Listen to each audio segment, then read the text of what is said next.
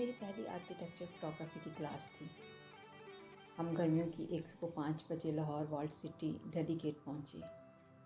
سر آغا نے گیٹ کے پاس ہی کھڑے ہو کر ہمیں اپنے اپنے گیٹس نکالنے کے لیے کہہ دیا۔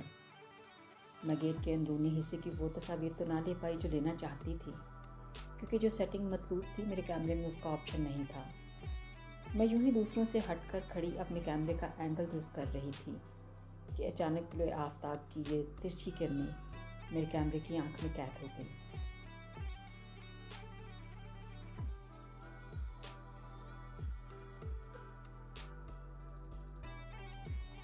اس کے بعد ہم مسجد کی طرف بڑھے۔ سر آغا چونکہ یہاں کے رہائشی رہ چکے ہیں، تو جب میں مسجد کے گردا گرد بنی محرابوں اور کوٹریوں کو کیپچر کر رہی تھی تو وہ بتانے لگے کہ 2009 تک یہ محرابیں اور ان سے ملحق کوٹریاں نظر بھی نہیں آتی تھیں، کیونکہ یہ ساری جگہ مٹی اور ملبے تلے ڈھکی ہوئی تھی۔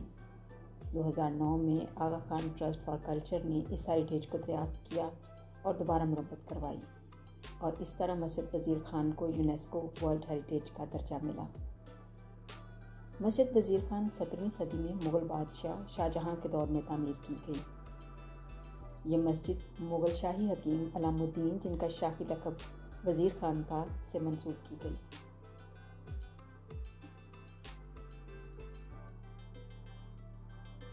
ابھی وقت تھا کہ ہم اس قدیم عالیشان مسجد کا وزٹ کرتے۔ میں دلی گیٹ کئی بار آ چکی تھی، لیکن مسجد کے اندر کبھی نہیں گئی تھی، مگر مجھے معلوم تھا کہ ایشیا میں عبادت گاہوں میں سر پر دوپٹہ اوڑھ کر جانا ہوتا ہے، اور احتراماً میں دوپٹہ لے کر گئی تھی۔ مجھے حیرت اس وقت ہوئی جب میری چند مسلم کلاس فیلوز کو انتظامیہ نے مسجد کے اندر داخل ہونے سے روک لیا، کیونکہ انہوں نے دوپٹہ نہیں اوڑھا ہوا تھا، اور میں اور میری نان مسلم دوست ہم دونوں مسجد کے اندر تھیں۔ خیر، انتظامیہ نے ان کے لیے دوپٹے کا بندوبست کیا اور اس طرح وہ بھی مسجد کے اندر آ سکیں۔ لہٰذا خواتین جب بھی عبادت گاہوں میں جائیں تو اپنے ساتھ دوپٹہ ضرور لے کر جائیں۔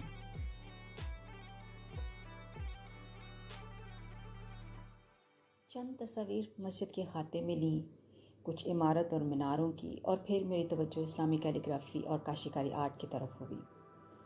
اسلامی کیلیگرافی اور کاشیکاری آرٹ اسلامی آرکیٹیکچر میں نمایاں حیثیت رکھتا ہے۔ آپ کو مغل دور کی تقریباً ہر عمارت میں یہ آرٹ دیکھنے کو ملے گا۔